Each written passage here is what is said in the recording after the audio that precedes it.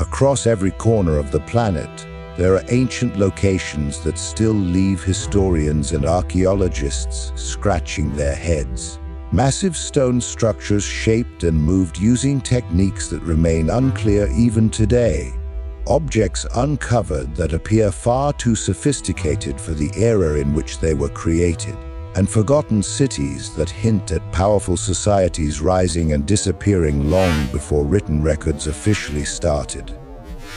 For hundreds of years, these places have offered more mysteries than explanations, raising questions that remain unanswered even after thousands of years have passed. In this video, we are diving into some of the most intriguing and puzzling findings from the ancient world. These are not myths, fairy tales, or exaggerated folklore. They are real locations and real discoveries that continue to divide experts and challenge what we think we know about human history. The further you investigate these sites, the more unsettling and extraordinary the details become. As with all our content, the imagery shown throughout the video is meant to enhance the experience and provide helpful context, but it is not required to enjoy the story itself.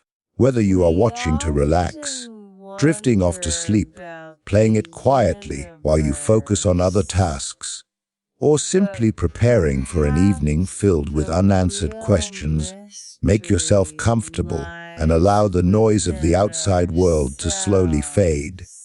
Before we go any further, take a moment to subscribe to the channel. We release new documentaries focused on ancient mysteries every week, and you definitely will not want to miss what is coming next. With that said, it is time to begin. Our journey starts deep within the dense forests of Siberia, where an astonishing wooden structure stands, a monument so ancient that it existed long before the pyramids were ever built. Along the fertile corridor of the Nile Valley, where the earliest roots of Egyptian urban life first took hold, researchers uncovered the remnants of a settlement that stood at the very beginning of Egypt's long civilization. This ancient city was known as Hierakonpolis, referred to in antiquity as Nekhen, and it thrived more than 5 millennia ago, long before monumental pyramids dominated the horizon and long before a single ruler united Upper and Lower Egypt. This settlement had already emerged as a powerful political and spiritual center.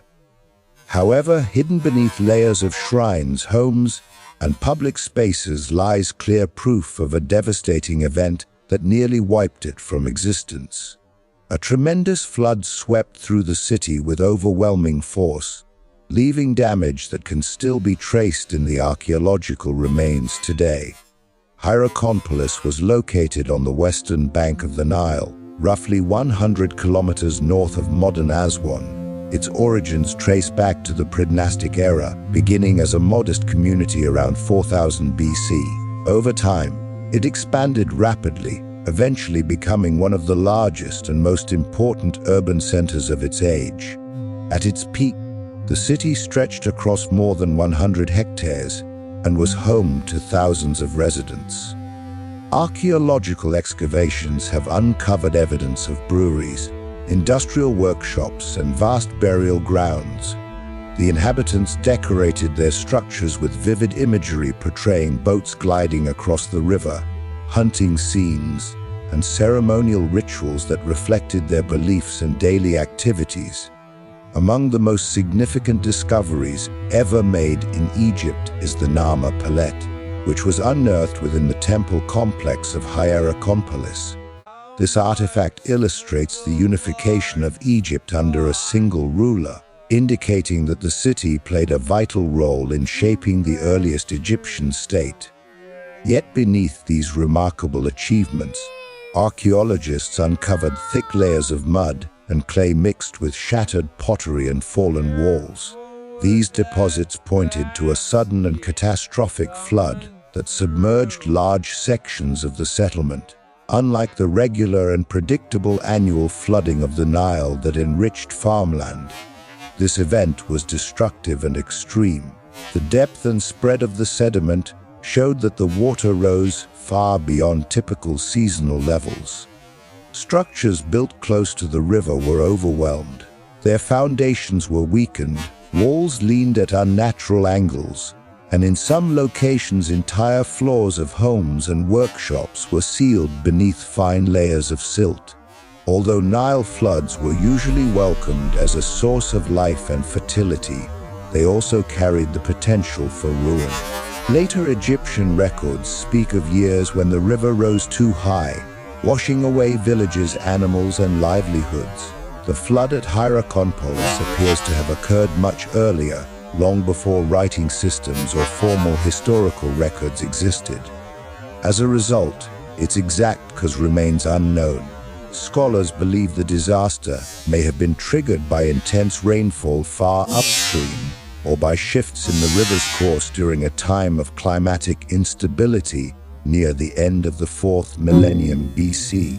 The sediment composition suggests the floodwaters carried unusually heavy amounts of silt, consistent with a massive inundation that extended well beyond the normal floodplain. This natural catastrophe did more than destroy buildings. It preserved a frozen moment of everyday life from the dawn of Egyptian civilization. Beneath the mud, archaeologists discovered tools, food remnants, and household items exactly where they'd been left when the water suddenly rose. In certain areas, kilns containing half-fired pottery were found buried beneath the flood layer, implying that workers abandoned their tasks in haste. The abrupt nature of the disaster is evident in how common objects were trapped under mud without any sign of intentional burial or cleanup. Above the flood deposits, new construction layers appear, revealing that the settlement was rebuilt rather than abandoned. However, the reconstruction followed a different approach. Buildings were relocated away from the low-lying riverbanks and onto higher ground. This event likely forced the people of Hierakonpolis to rethink their relationship with the Nile, influencing how and where they chose to live. Later temple complexes that came to dominate the site were constructed safely above the highest water levels. Beyond its physical impact, the flood left a lasting impression on the cultural consciousness of the region. In Egypt, water represented both creation and destruction. Early myths describe the world emerging from primordial waters of chaos. It is possible that real disasters like the flood at Hierakonpolis helped shape these foundational beliefs. For those who experienced it firsthand, the flood would have been a moment of terror and wonder, a time when the natural order collapsed and was eventually restored. The disaster occurred during a crucial phase in Egypt's development. Across the Nile Valley, small regional powers were merging and competing for dominance, resources, and influence. Hierakonpolis, already an important center, may have used the rebuilding process to reinforce its authority. The catastrophe could have inspired new religious ideas or political structures that linked leadership with the ability to manage or appease the forces of nature. By the time Egypt's first kings appeared around 3100 BC, themes of flooding, renewal, and rebirth were already deeply embedded in royal ideology. The flood layers at Hierakonpolis also offer valuable insight into the environment of early Egypt. Studies of pollen and sediment indicate that the climate around 3600 BC was wetter than it is today. The Sahara Desert to the west still supported grasslands, and seasonal storms occasionally caused the Nile to swell to dangerous levels. Hierakonpolis was ideally situated to benefit from these fertile conditions, yet it was also exposed to their most destructive extremes. The flood that struck the city may have been only one of several such events over centuries, each influencing how people adapted to the river that sustained them. No written account of this flood has survived, and no burial sites have yet been directly linked to the disaster. Still, the story is written clearly in the soil. The thick silt layers covering the lower portions of the settlement demonstrate that nature's power was beyond complete human control, even for early Egyptians. At the same time, evidence of rebuilding above those layers reflects resilience and determination. The inhabitants chose to remain close to the Nile despite the dangers, maintaining a balance between risk and reward that would later define Egyptian civilization. The lost flood of Hierakonpolis stands as one of the earliest known natural disasters in the Nile Valley. Preserved not through legend or myth, but through physical traces in the earth, it connects the origins of Egyptian urban life to the unpredictable rhythms of the river that both nourished and threatened it. While the archaeological record remains silent on how many lives were lost or how beliefs were transformed, the impact of the flood is unmistakable. As the ancient waters of Hierakonpolis reshaped the cradle of Egyptian civilization, another disaster was unfolding far to the west. In a distant land, high in the mist-covered forests of northern Peru, a different catastrophe was about to strike. There, a temple devoted to a foreign deity would meet its end, not through rising waters, but through fire, as the story of the Chachapoya people began to unfold. Carved directly into steep mountain slopes and shaped from solid stone, a remote plateau rises high above the surrounding land in the Andes of Peru. Located east of Lima, this elevated expanse sits more than 4,000 meters above sea level. Known today as Marcahuasi, it stretches across several square kilometers of exposed volcanic terrain.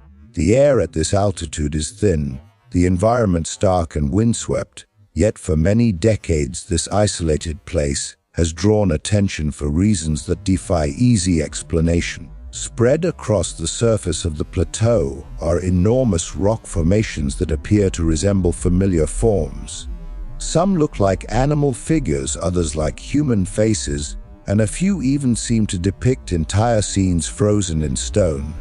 Observers have reported profiles staring into the distance, creatures crouched low to the ground, and shapes that seem almost intentionally carved. This has led to a long-standing question that continues to puzzle scientists and visitors alike. Are these shapes purely the result of natural forces, or do they represent the remnants of something far older and possibly shaped by human hands? The ground of Marcahuasi is composed primarily of volcanic tuff, a relatively soft rock created millions of years ago when powerful eruptions covered the region in layers of ash. Over vast stretches of time, wind, rain, temperature changes, and erosion slowly sculpted this material into unusual and often dramatic forms. What makes this plateau stand out is not just the presence of strange shapes, but the sheer number of them and how closely they resemble recognizable figures when viewed from specific perspectives. Among the most frequently mentioned formations is a massive head-like shape featuring what appears to be an elongated chin and a pronounced nose. Nearby, another structure seems to resemble a lion, while a separate formation looks remarkably like a frog crouched low with its body drawn inward. The most famous and controversial feature of all is known as the Monument to Humanity. This enormous cliff face appears to display multiple human profiles facing in different directions, as though several faces were carved side by side into the rock. Geologists typically explain these formations through the concept of pareidolia, a psychological tendency that causes humans to perceive familiar patterns, especially faces, in random or ambiguous stimuli. According to this view, the volcanic rock naturally fractures and erodes in ways that produce angles, curves, and outlines similar to facial features.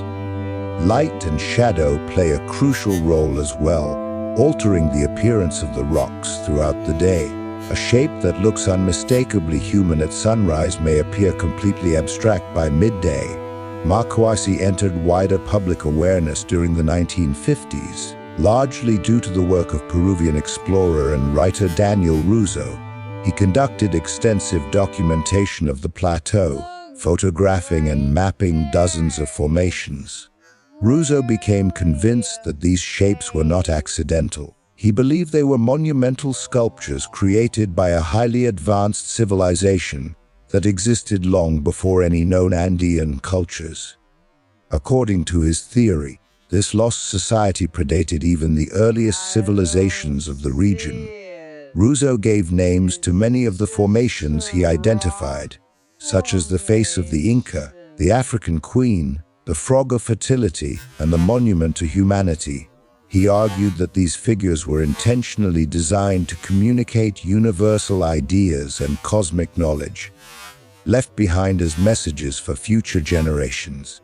While his interpretations were met with strong skepticism from the scientific community, the images and descriptions he published captured the imagination of people around the world and helped cement Marcahuasi's reputation as a place of mystery. Regardless of the debate over the stone figures themselves, the plateau is undeniably associated with genuine archaeological evidence. Across Marcahuasi, researchers have identified stone ruins, agricultural terraces, and small burial structures. These findings confirm that the site was used by pre-Columbian societies long before the arrival of the Inca. Pottery fragments discovered in the area link the plateau to early Andean cultures that flourished thousands of years ago. While these remains do not prove that the stone figures were carved, they clearly show that humans once lived, traveled, or performed rituals in this high-altitude environment. Some scholars suggest that Marcahuasi functioned as a ceremonial or ritual center. Its dramatic landscape, unusual rock formations, and commanding views of the surrounding mountains may have made it a spiritually significant location. The plateau's position would have been especially meaningful to Andean cultures, many of which placed great importance on high places as points of connection between the earth and the sky. At such elevation, the skies above Marcahuasi are often clear, offering sweeping views of the Andes. Many peaks in the region align with solar and lunar events, such as solstices and equinoxes. Across the Andes, ancient societies frequently constructed shrines, altars, and sacred spaces on elevated ground to honor the spiritual forces they believed resided in mountains, known as apus. If the natural rock formations of Marcahuasi already resembled humans or animals, they may have been interpreted as manifestations of these powerful mountain spirits. Archaeological evidence from other parts of the Andes supports this idea. Both Inca and pre-Inca cultures often modified natural features to enhance their symbolic or spiritual significance. They carved steps, niches, and platforms into rock faces that were already considered sacred. At Marcahuasi, even minor alterations could have strengthened the illusion that the rocks were deliberately sculpted. Over thousands of years, erosion would have softened these modifications, blurring the line between what was shaped by nature and what may have been guided by human hands. The monument to humanity remains the most controversial feature on the plateau. This massive cliff appears to show several faces of different shapes and proportions. Some viewers believe they represent people of different races, interpreting the formation as a symbolic message about humanity as a whole. Others argue that this interpretation is purely subjective, and that the shapes are nothing more than intersecting fractures shaped by environmental forces. Under direct sunlight, the faces appear strikingly clear. When shadows fall differently, they vanish entirely, reinforcing the uncertainty. What is certain is that ancient peoples were aware of Marcahuasi. Its proximity to other known archaeological sites suggests it was part of a broader sacred landscape. Before the rise of the Inca, the region was inhabited by the Yayos culture, which built stone settlements and agricultural terraces along the valleys below the plateau. For them, Marcahuasi may have served as a destination for pilgrimage ceremony, or astronomical observation. The open spaces and dramatic rock formations would have created a powerful setting for rituals connected to the sky, the seasons, and the forces of nature.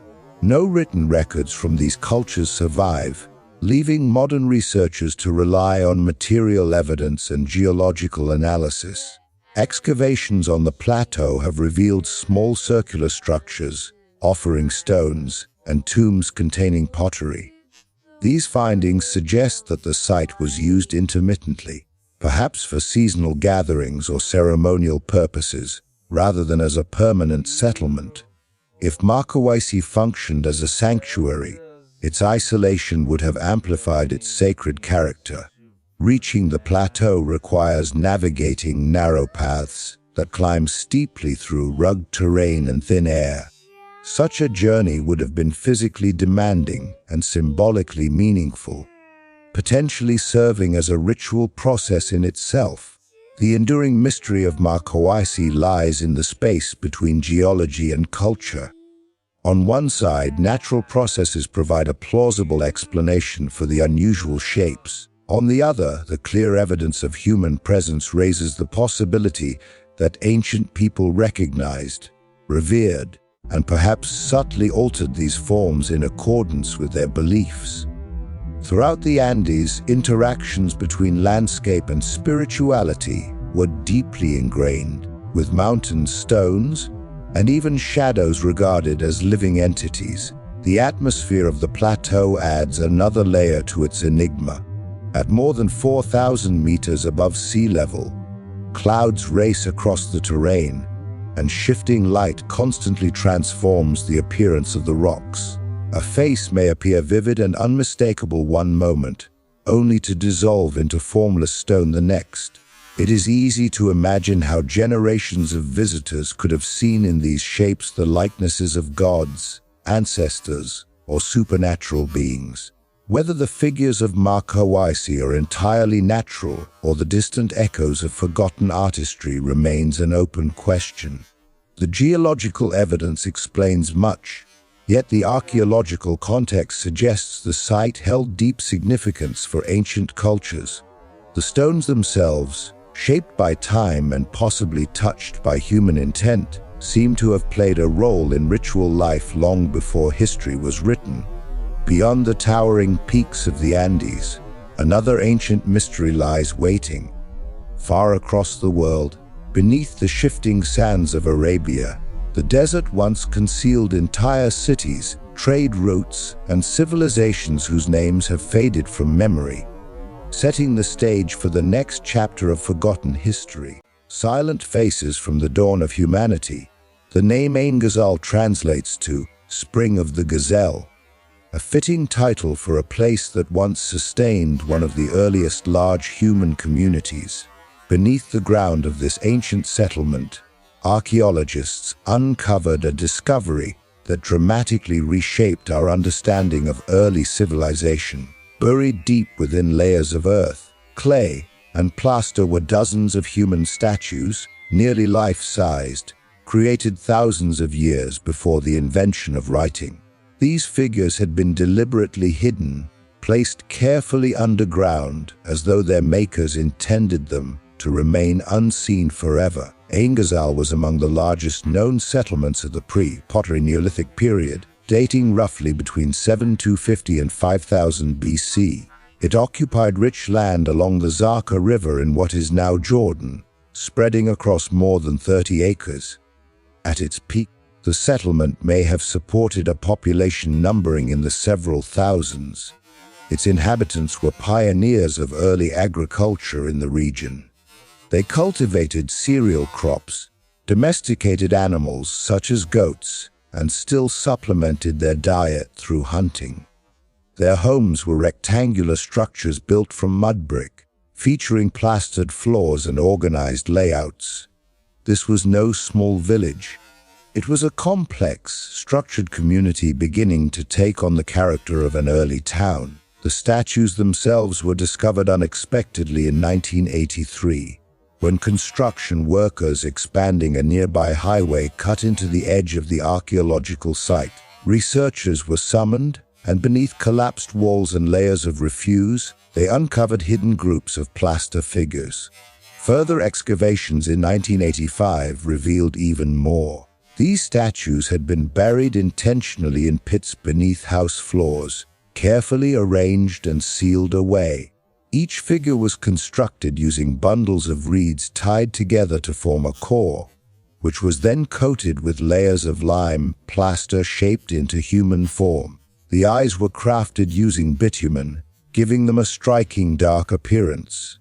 Most of the statues stood about 1 meter tall, with some exceeding that height. They featured elongated necks, narrow bodies, and stylized faces. Their arms were pressed close to their sides, and their overall posture was rigid and formal. A small number of statues were especially unusual, bearing 2 heads emerging from a single body, a detail that continues to provoke debate among scholars. The purpose of these figures remains unknown. What archaeologists do know is that all of them were buried soon after completion. They were never displayed permanently or revisited.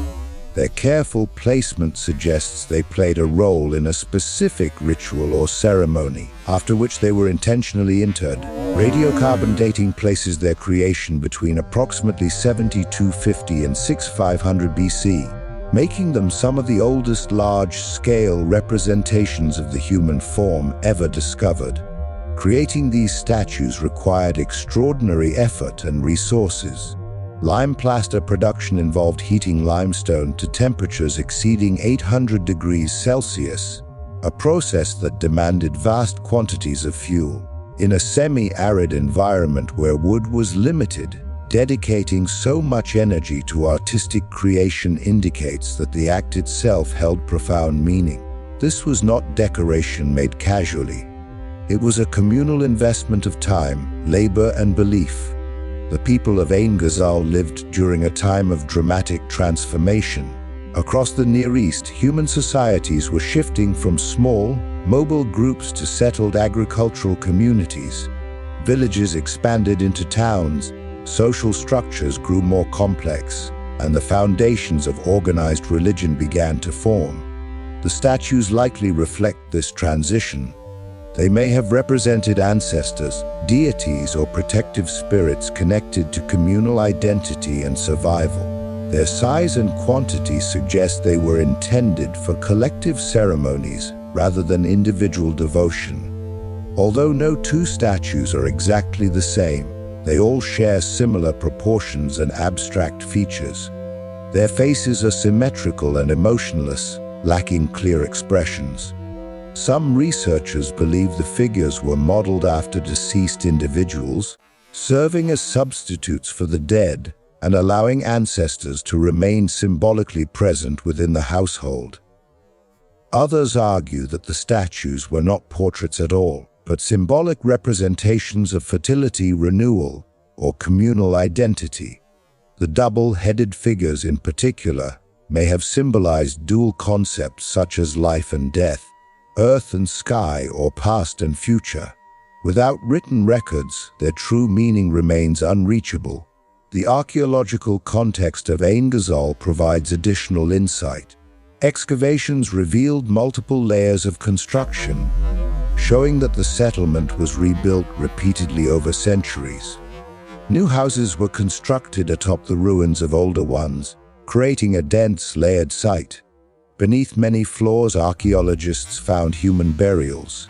In some cases, skulls had been removed, plastered, and preserved separately from the bodies.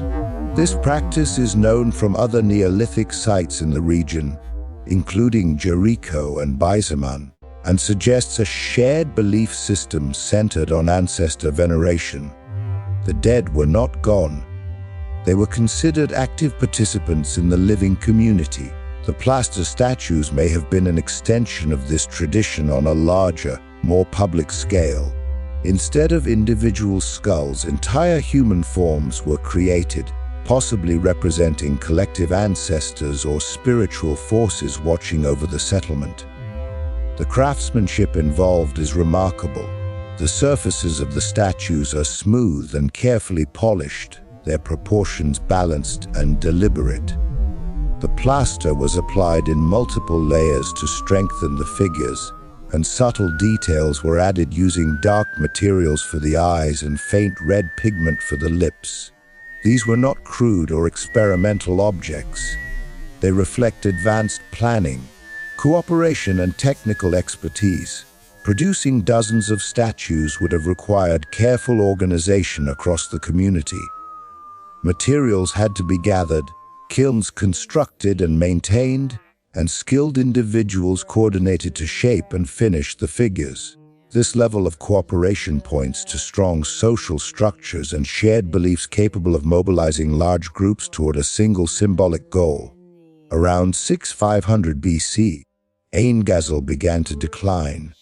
Environmental evidence suggests that deforestation and soil depletion affected the region, likely caused by intensive farming and overgrazing. As the land became less productive, food supplies dwindled, and parts of the settlement were gradually abandoned. Later phases of the site show smaller houses and fewer material remains. It is possible that the statues were created during this time of stress, as part of rituals intended to restore balance, seek protection, or appeal to unseen forces for survival. Their burial may symbolize the end of an era or the closing of a spiritual chapter. The artistic tradition of Ain Ghazal is virtually unmatched. While smaller plaster figurines have been discovered at other Neolithic sites throughout the Levant, nowhere else were figures produced in such numbers or at such scale. The statues of Ain Ghazal appear to represent a unique local development, emerging within a broader network of early farming societies while expressing a distinct cultural identity. They reflect both innovation and connection, experimentation and tradition. Today, what remains of the statues are fragments and reconstructed forms displayed in museums. Yet their power has not diminished. They stand at a critical threshold in human history, between prehistory and civilization, between survival, focused existence, and symbolic expression. Their original purpose may be lost, but their existence proves that by 7000 BC, humans were already creating monumental art that went far beyond practical needs. They were attempting to give shape to ideas, beliefs, and shared meanings. The people of Ain Ghazal lived during a period when the human world was changing faster than ever before. They recorded those changes not through written language, but through sculpture, embedding their worldview into plaster and earth. The statues still carry that vision today, silent and unreadable, their dark eyes gazing across 9,000 years of history. Far to the west, another culture would soon begin shaping enormous stone monuments, not hidden beneath the ground, but rising boldly above it, carved into the landscape itself. The Chachapoya people constructed their communities along high ridge lines and mountain tops, a choice that later earned them the title Warriors of the Clouds from Inca chroniclers. Their legacy is already remarkable through their stone-built cities, cliffside burial towers, and hauntingly preserved mummies. Yet beyond these physical remains lies a story that does not fit neatly into standard archaeological explanations. It is a story passed down through memory and record, one that speaks of a terrifying blaze in the sky that shocked the Chachapoya and left a lasting imprint on their collective consciousness. The Chachapoya civilization thrived roughly between 800 AD and the 15th century, until they were ultimately conquered by the expanding Inca Empire. Their territory stretched along the eastern slopes of the Andes, where steep mountains descend abruptly into the Amazon basin. This region is harsh and dramatic, dominated by dense cloud forests, persistent mist, and sudden, unpredictable changes in weather. Despite these challenges, the Chachapoya built complex societies adapted to their environment. Archaeologists have identified impressive fortified settlements such as Cuelap, a vast stone complex often referred to as the Machu Picchu of northern Peru. These sites reveal circular stone houses, walls adorned with geometric friezes, and cliffside sarcophagi carved into stylized human forms. These burial figures, still clinging to sheer rock faces, silently overlook deep valleys below. When Spanish chroniclers encountered the Chachapoya, after the Inca had already subdued them, they described a people known for their fierce resistance and exceptional construction skills. However, alongside these descriptions, the chroniclers also recorded unusual stories preserved through oral tradition. Among the most striking of these accounts is the tale of a great flame appearing in the sky. According to these stories, the event occurred before the arrival of the Spanish, yet it was so dramatic that it remained vivid in memory generations later. While details vary from one version to another, most descriptions agree on several points. A blazing object crossed the night sky, bathing the landscape in light and filling the air with thunderous noise. Some accounts claim it struck the mountains, while others suggest it passed overhead and vanished into the distance. For the Chachapoya, who lived within a worldview shaped by deities, omens, and a deep connection to the natural environment, such an event would have carried immense significance. The Inca, and later the Spanish chroniclers, interpreted the story as a portent, an extraordinary sign that could not be ignored. But the question remains, what exactly was this sky flame? Historians and scientists have proposed several explanations. The most straightforward possibility is that the Chachapoya witnessed a large meteor or bolide. These celestial objects enter Earth's atmosphere at extreme speeds and can explode with tremendous force. Such events produce brilliant fireballs, powerful shock waves, and sometimes fragments that reach the ground. Even in modern times, incidents like the 1908 Tunguska explosion in Siberia or the 2013 Chelyabinsk meteor over Russia demonstrate just how overwhelming these phenomena can be. For people without scientific frameworks to explain them, a blazing object illuminating the mountains and shaking the ground would naturally become a story retold for centuries. The Andes themselves provide a dramatic stage for such events. At high elevations with relatively clear night skies, meteors appear especially bright and intense. Across the Andean region, traditional stories often mention stars falling from the sky, fiery signs, and lights moving across the heavens. The Chachapoya account of a sky flame may belong to this broader pattern of remembered celestial events. Another possible explanation involves volcanic activity. Northern Peru lies near zones of tectonic instability, although the heart of Chachapoya territory does not contain major volcanoes. Still, eruptions occurring elsewhere in the Andes could produce atmospheric effects visible from great distances. Ash clouds illuminated by lava or glowing plumes reflected in the sky might have appeared as a fiery phenomenon to distant observers. Over time, such an event could be preserved in oral tradition as a flame moving across the heavens. There is also the possibility that the sky flame was a comet. Bright comets occasionally appear with long, glowing tails that remain visible for days or even weeks. Throughout history, cultures around the world have interpreted comets as ominous visitors, symbols of upheaval, or messengers of change.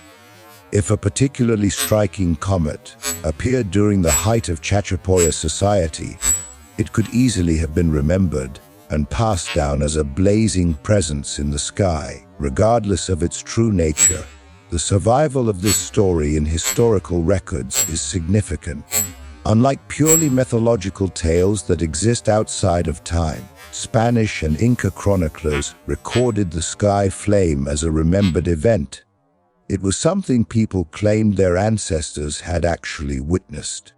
That distinction makes the account especially valuable, offering a rare glimpse into how ancient Andean societies perceived and interpreted extraordinary natural occurrences. The Chachapoya themselves remain somewhat enigmatic in the archaeological record. After their incorporation into the Inca Empire, Much of their cultural identity was altered or absorbed. Even so, many of their distinctive traditions endure. The cliffside sarcophagi at Karagia, with their oversized heads and painted facial features, still gaze out across the valleys. Mummies discovered in caves, wrapped in layers of textiles and preserved by cold, provide insight into their burial practices. Architectural remains at Koilap reveal large-scale planning and communal labor comparable to the more famous Inca sites. The story of the sky flame exists alongside these physical remnants, reminding us that the Chachapoya were not only builders and warriors, but also keen observers of their surroundings, living in an environment defined by constant cloud cover and shifting weather patterns. They would have been particularly sensitive to unusual changes in the sky, an event powerful enough to remain in memory long after their political defeat suggests it left a profound psychological and spiritual impact. Archaeological investigations of Chachapoya settlements often reveal that ritual spaces were integrated directly into their cities. At Koilap, for example, circular structures contain features interpreted as offering pits. Carved stones and symbolic designs hint at beliefs that connected celestial events with spiritual meaning. In such a worldview, a fiery phenomenon in the sky would not have been seen as random. It would have reinforced the belief that the heavens and the earth were deeply intertwined. Spanish chroniclers writing decades after the conquest often interpreted indigenous stories through their own religious frameworks. To them, flames in the sky suggested divine judgment, approval, or warning. However, when these interpretations are stripped away, the Chachapoya account reads less like a myth and more like a preserved memory of a natural event. Whether it was a meteor, a comet, or an atmospheric explosion, it was something real that demanded explanation in a world without modern science. Today, researchers continue to re-examine these accounts, comparing them with known astronomical and geological phenomena. While no definitive conclusion has been reached, the consistency of similar stories across Andean cultures highlights how significant sky events were to ancient peoples. Such occurrences were rare, overwhelming, and impossible to forget. They disrupted the familiar order of the world and demanded interpretation. As the Chachapoya passed down stories of fire racing across the heavens, they preserved not just fear, but wonder. Their memory bridges the gap between natural science and human experience. And as this tale fades into the mists of the cloud forests, our journey moves far across the world to Roman Britain, where another mystery waits. There, an entire legion of soldiers vanished from history without explanation, leaving behind questions as enduring as the fire once seen in the sky. Hidden within the remains of a modest pre-Columbian settlement near the modern city of Toluca, archaeologists working during the 1930s uncovered an object that continues to unsettle accepted interpretations of the past. This discovery, made decades ago, still challenges the foundations of established history. The artifact was found carefully placed within a burial, surrounded by ritual offerings. The grave contained pottery vessels, woven fabrics, and decorative ornaments that could be confidently dated to the late pre-Hispanic era. Everything about the burial context aligned clearly with indigenous traditions of the region. However, one object stood apart in a way that no one could easily explain. This item did not resemble anything previously known from Mesoamerica. It was a small terracotta head, roughly the size of a clenched fist. The face it portrayed was striking and unusual. It depicted a bearded man with facial features that appeared distinctly non-American. The nose was sharply defined, the eyes were almond-shaped, and the beard was full and carefully modeled. Such characteristics immediately set the object apart from the artistic norms of ancient Mexico. The archaeological site, known as Calixtlahuaca, formed part of a broader network of settlements that were occupied between approximately the 12th and 15th centuries AD. The people who lived there were culturally connected to the Matlatzinca civilization and were later absorbed into the expanding influence of the Aztec Empire. The burial in which the head was discovered was entirely typical for the area. It contained grave goods associated with individuals of high status, including copper bells, turquoise beads, and finely painted ceramic vessels. Every element of the grave reflected local customs, with the single exception of the terracotta head itself. Stylistically, the object appeared completely out of place. Its sharp facial contours, realistic proportions, and prominent beard gave it a distinctly Mediterranean appearance. This resemblance would later become the central source of controversy surrounding the find. The artifact was first documented in detail by Mexican archaeologist José García Payan, who led the excavation at the site in 1933. He carefully catalogued the head as part of the burial assemblage and noted its unusual form. At the time, however, the object attracted little interest. It was recorded, stored, and largely forgotten. It was not until decades later, when García Payan's excavation notes were re-examined, that scholars began to understand just how extraordinary the find truly was. Upon closer inspection, researchers realized that the terracotta head bore a striking resemblance to Roman or Hellenistic figurines. Such objects were commonly produced in the Mediterranean world more than 1,000 years earlier and thousands of kilometers away. The possibility that a Roman-style artifact could exist within a pre-Columbian Mexican grave immediately sparked debate and disbelief. The idea alone raised profound questions. How could an object resembling Roman craftsmanship appear in the Americas long before European contact? Direct radiocarbon dating of the head itself was not possible due to its ceramic composition. However, the burial context provided strong chronological evidence. All the other objects in the grave clearly belonged to the post-classic period, around the 14th century AD. This time frame placed the burial centuries before the arrival of Europeans in the New World. As a result, the head would have had to reach Mexico long before Columbus ever crossed the Atlantic. In the 1990s, the artifact was subjected to thermoluminescence testing at the Max Planck Institute in Germany. This scientific method is used to determine when ceramic materials were last fired in a kiln. The results suggested a broad range of possible dates, spanning from the 9th century BC to the 13th century AD. While the test could not provide a precise date or identify the object's place of origin, it confirmed one crucial fact. The terracotta head was undeniably ancient. Further analysis only deepened the mystery. The clay used to create the head did not match known clay sources from central Mexico. At the same time, it did not correspond precisely to any recognized Mediterranean clay deposits either. Instead of clarifying the artifact's origins, the scientific evidence complicated the picture even more. The head seemed to exist outside established categories. As a result, numerous theories emerged. Some researchers proposed that the object might have arrived in the Americas through transoceanic contact.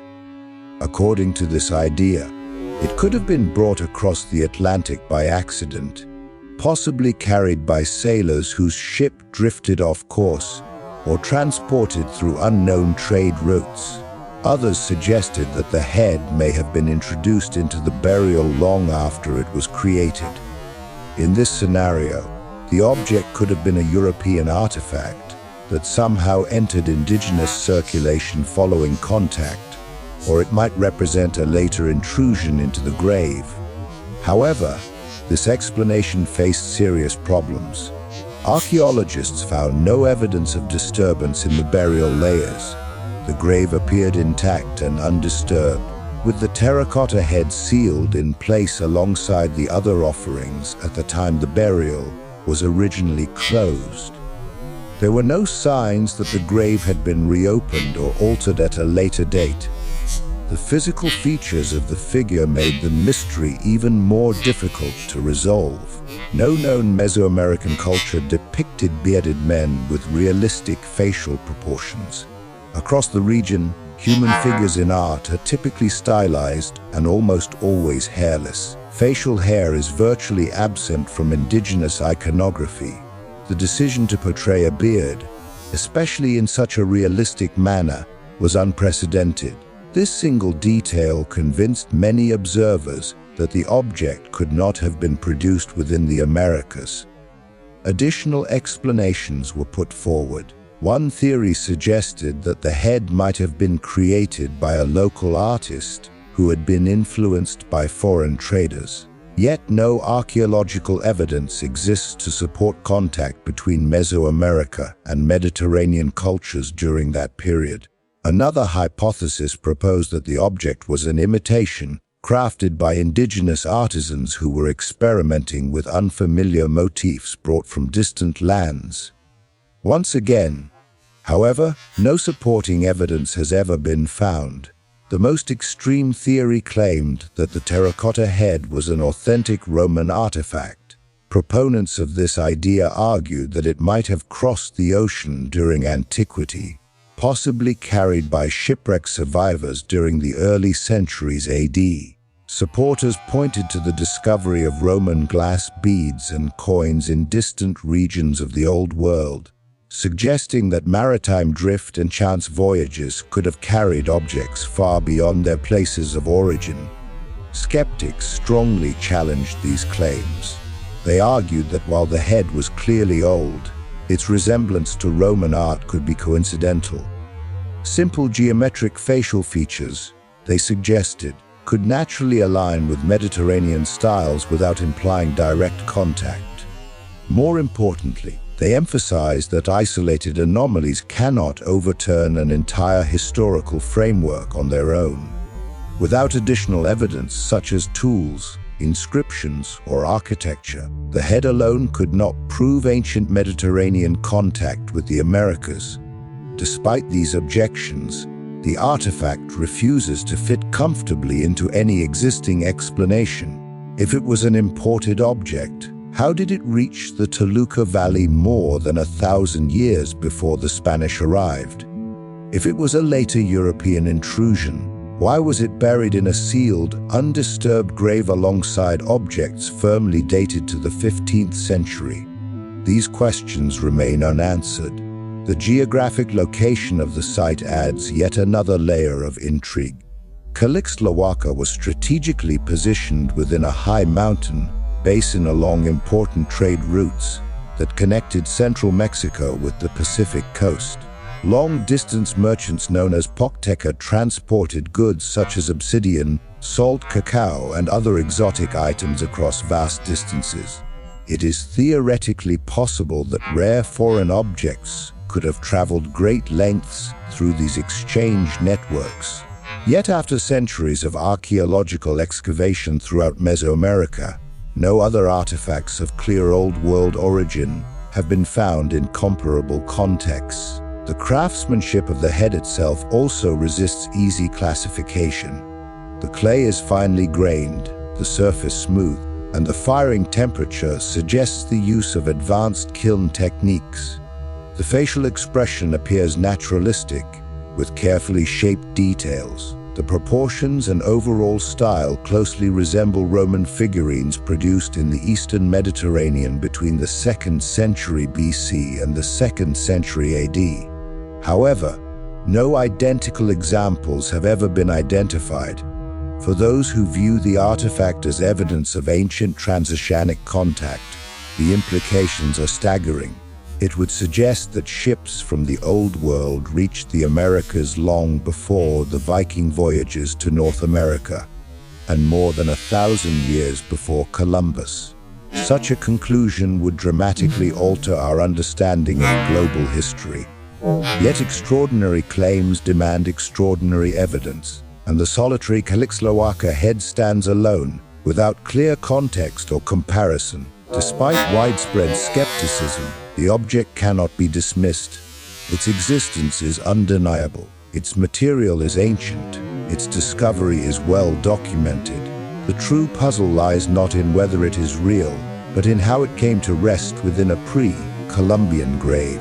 Whether the head crossed the ocean by chance, passed through countless hands along forgotten trade routes, or was created locally in an unfamiliar and unprecedented style, its presence challenges the accepted boundaries of history.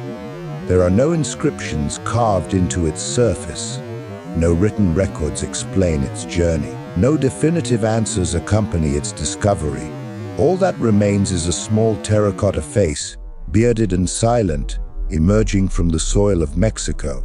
It stands as quiet evidence of either the greatest coincidence ever encountered in archaeology, or a connection between distant worlds that has yet to be fully understood. As the mystery of the Calixtlahuaca head continues to resist explanation, another ancient enigma waits far away, on the opposite side of the globe. High in the mountains of Afghanistan, a city carved from stone once blended Greek architectural forms with Eastern traditions, before vanishing completely from history. Deep within the central stretches of Russia's Ural Mountains, an unassuming peat bog once concealed the remains of a monument unlike any other known from humanity's distant past. Hidden beneath thick layers of water, soaked earth, protected by a rare combination of chemical conditions and time itself, rested an enormous wooden figure that would eventually overturn assumptions about the creative abilities of early humans. This object, preserved purely by chance, challenged everything scholars believed about prehistoric art and symbolism. In the year 1890, laborers extracting peat from the bog uncovered fragments of carved wood. At the time, no one suspected the significance of what had been unearthed. These pieces were initially seen as little more than curious remnants of the past. Only later did researchers realize they had discovered one of the oldest monumental artworks ever known, what would come to be called the Shigir Idol. Once the fragments were carefully cleaned and reassembled, they revealed a towering structure carved entirely from the trunk of a single massive tree. In its original form, the idol measured approximately 3 meters in height, comparable to a modern 2-story building. Its imposing scale alone set it apart from anything previously attributed to prehistoric hunter-gatherer societies. But the size was only the beginning of its mystery. The surface of the figure was covered in intricate carvings. Straight lines, zigzag patterns, and carefully arranged geometric shapes ran across its body in deliberate, organized sequences. These markings were not random decorations. They appeared intentional, structured, and meaningful. On the front of the idol, several human-like faces were stacked vertically, one above the other. Their eyes were hollow and wide, their expressions abstract yet unmistakably human, gazing outward across time. Initial radiocarbon dating suggested that the Shigir Idol was approximately 9,000 years old. Even at that age, it was already older than any known wooden sculpture. Later scientific analysis, however, pushed its origins even further back. New tests revealed that the idol was more than 12,000 years old, dating to a period just after the last ice age had begun to recede and the earliest forests were spreading across Eurasia. This places the carving thousands of years before the construction of Stonehenge and far earlier than the pyramids of ancient Egypt.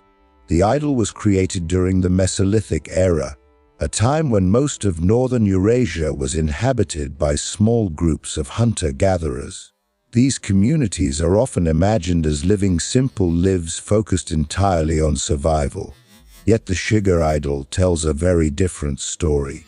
Its complexity reveals an astonishing level of planning, craftsmanship, and symbolic thought. Every carved line appears intentional.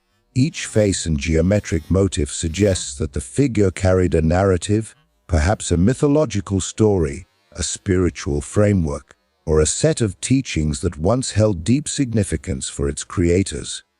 What that meaning was, however, remains unknown. The carvings extend along the entire length of the idol, etched deeply into the wood with remarkable precision. At least 7 distinct faces can be identified, their eyes fixed outward in calm symmetry. Between these faces, repeating patterns divide the figure into sections. Some scholars believe these divisions may represent different realms of existence, such as the sky, the earth, and the underworld. This interpretation aligns with spiritual concepts found across many early Eurasian belief systems.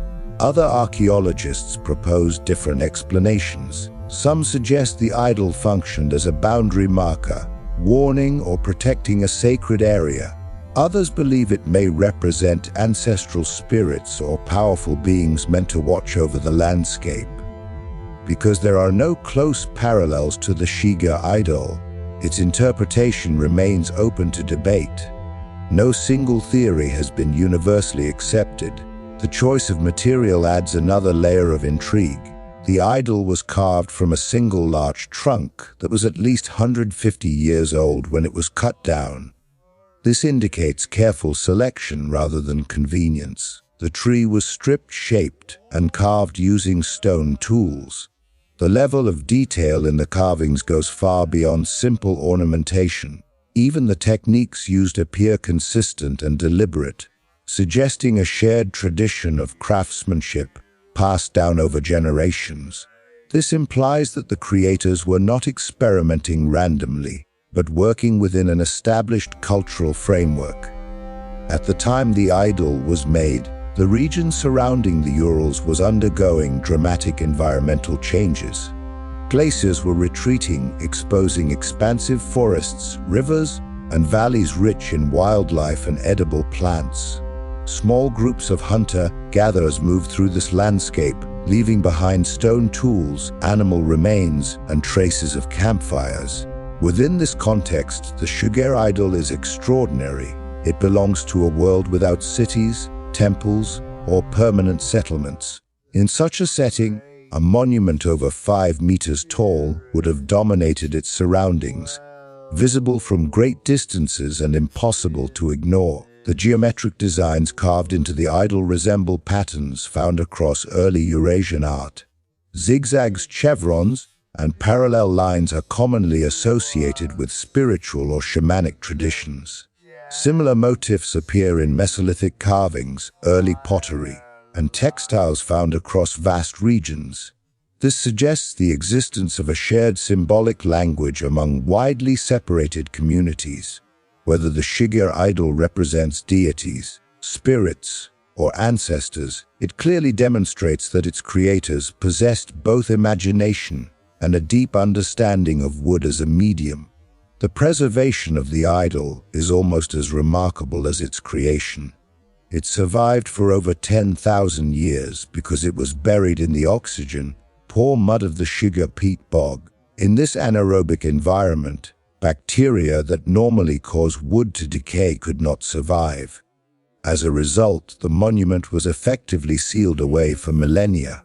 When workers uncovered it, several sections were recovered, though some parts were accidentally damaged during excavation. Later reconstructions helped scholars understand its original size and confirmed that it once stood upright, likely anchored into the ground. How the idol ended up in the bog remains uncertain. It may have been intentionally placed there as part of a ritual offering. Alternatively, it could have stood exposed for centuries before eventually collapsing into the swamp as the landscape changed. Both possibilities remain plausible, and there is no definitive evidence to support one over the other. The mystery of the Shigir Idol extends beyond its age and preservation to its purpose. Was it meant to embody a god? Did it serve as a guardian watching over the land? Was it a visual narrative, carved to record a myth that has long since been forgotten? The combination of repeated patterns and human faces strongly suggests deliberate communication. Yet without written language, The meaning remains locked within the symbols themselves. Unlike later civilizations that left behind inscriptions and texts, these early people expressed their beliefs through imagery. The language of those symbols has been lost. In its own time, the idol would have stood in a landscape vastly different from the forests seen today. The post-glacial climate of the Urals was unstable, marked by frequent flooding and constantly shifting vegetation. Communities relied on seasonal resources and traveled across large territories. To devote the time and energy required to carve such a massive monument suggests an extraordinary motivation, whether spiritual, social, or both.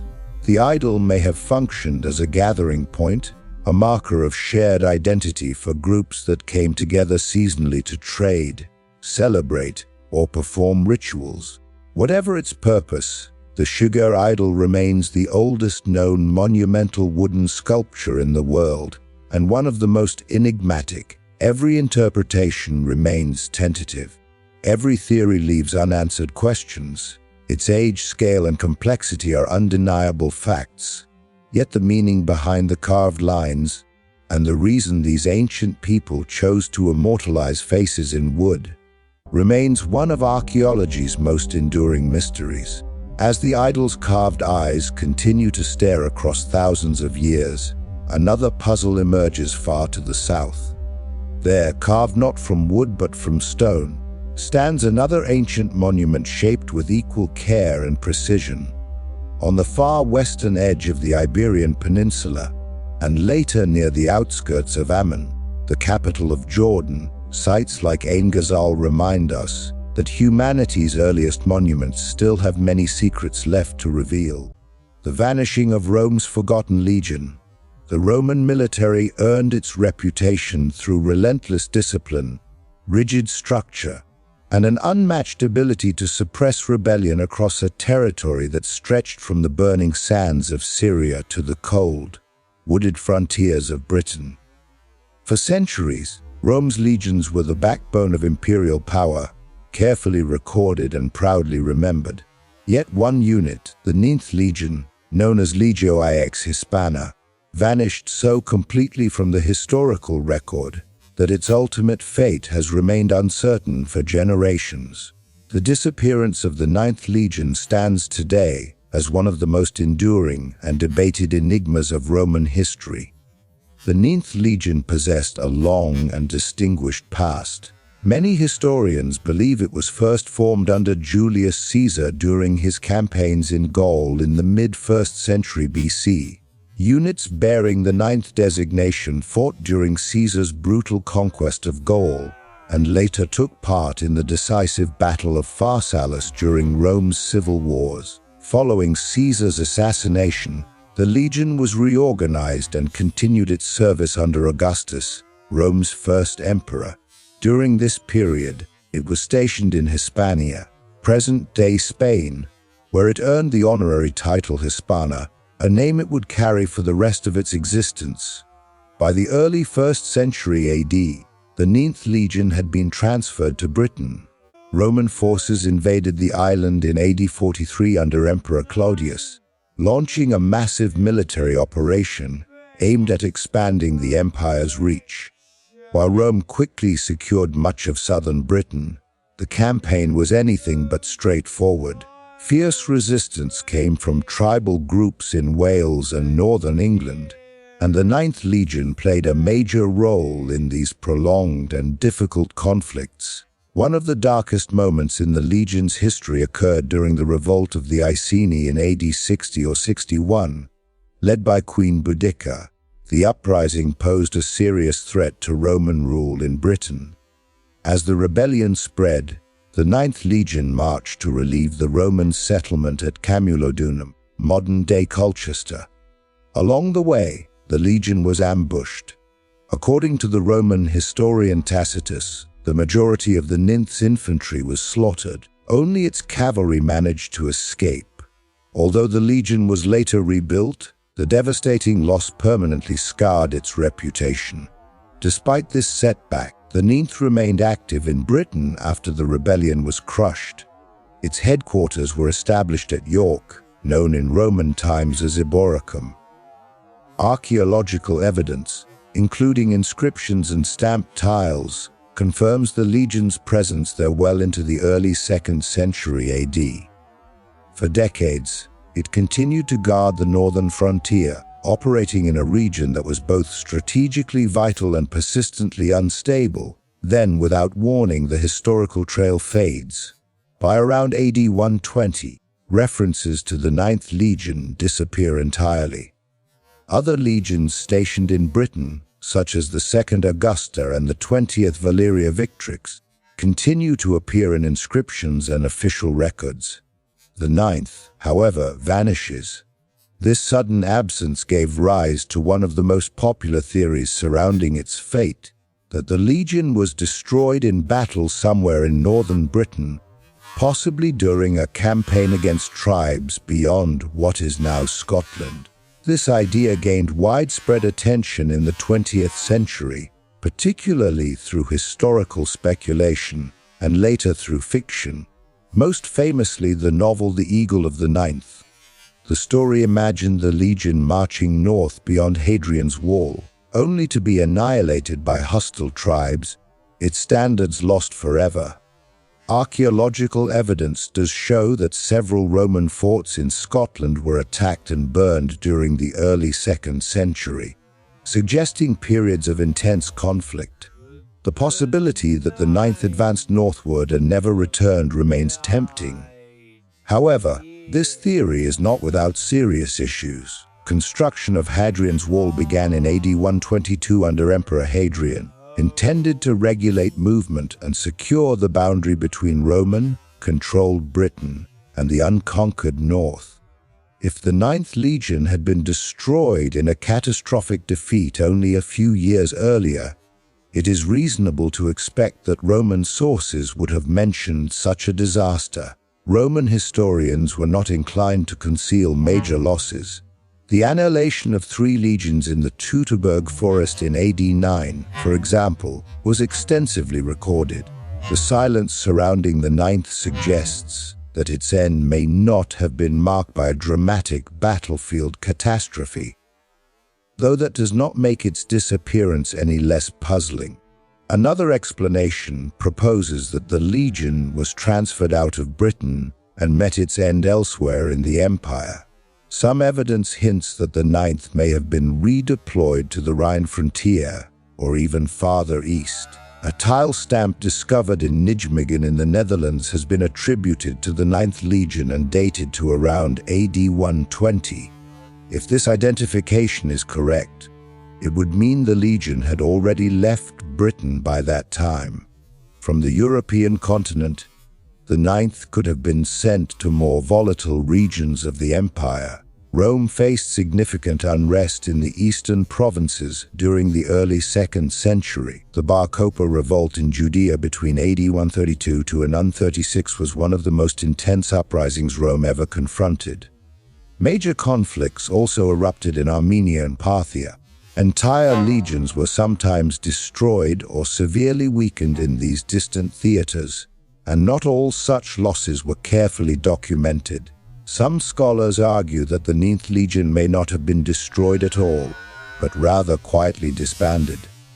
Manpower shortages, sustained casualties across multiple campaigns, or political reorganization within the army could have led to its dissolution. Its surviving soldiers may have been absorbed into other legions, erasing the unit's identity without a single dramatic event. Inscriptions from Britain after AD 120 mention different legions stationed at York, with no reference to the 9th.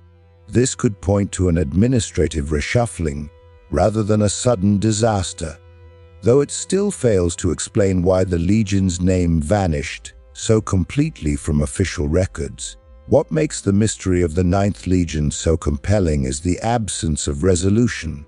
Inscriptions cease, literary references end. Archaeological findings offer only fragments and possibilities. The lack of a definitive conclusion has left a gap large enough to inspire centuries of debate. Was the legion wiped out by northern tribes in a brutal ambush? Did it perish far from Britain in an obscure eastern conflict? Or was it simply erased through bureaucratic decisions, its long service quietly forgotten? The story of the Ninth Legion also provides insight into the realities of Roman imperial rule. Britain was one of Rome's most distant and expensive frontiers, constantly challenged by rebellion and difficult geography. Legions stationed there endured harsh climates, extended supply lines, and enemies who knew the land intimately. York became a major Roman center, but it remained a vulnerable outpost guarding the approach to the north. The loss of an entire legion in Britain would have been a severe blow to Roman authority on the island. Elsewhere in the empire, legions functioned as Rome's primary tools for maintaining order. When crises erupted, emperors often shifted units rapidly from one frontier to another. These movements sometimes ended in failure, and records of such events were not always preserved in detail. The fate of the Ninth Legion may represent one of these forgotten episodes, significant in its own time but lost to later generations. Modern archaeology continues to search for answers. Excavations at Roman sites in Scotland and along Hadrian's Wall seek evidence of large-scale destruction that might point to the legion's demise. Scholars continue to reanalyze inscriptions, hoping to uncover overlooked clues. Despite these efforts, the mystery endures, and that uncertainty is precisely why the Ninth Legion continues to captivate both historians and the public. What can be stated with confidence is that by the middle of the 2nd century AD, the Ninth Hispana no longer existed. Its disappearance serves as a reminder that even an empire as organized and well documented as Rome could lose track of an entire legion. The silence left behind is as striking as the centuries of service that preceded it. And as the unanswered questions surrounding the Ninth Legion remain unresolved, attention shifts to another disappearance altogether. This one unfolds not in Europe, but in Central America, where a small terracotta head raised unsettling questions about contacts and connections that history insists should never have existed. In the highlands of central Mexico, another ancient mystery waits to be explored. Now it's your turn. If there are other topics or mysteries you would like to see explored in a second part of this series, let me know. And if you enjoyed this video, click the video on screen, subscribe for Forbidden Fathoms, and now to dive into another chapter from our ancient mystery collection. Thanks for watching, and until next time, stay safe.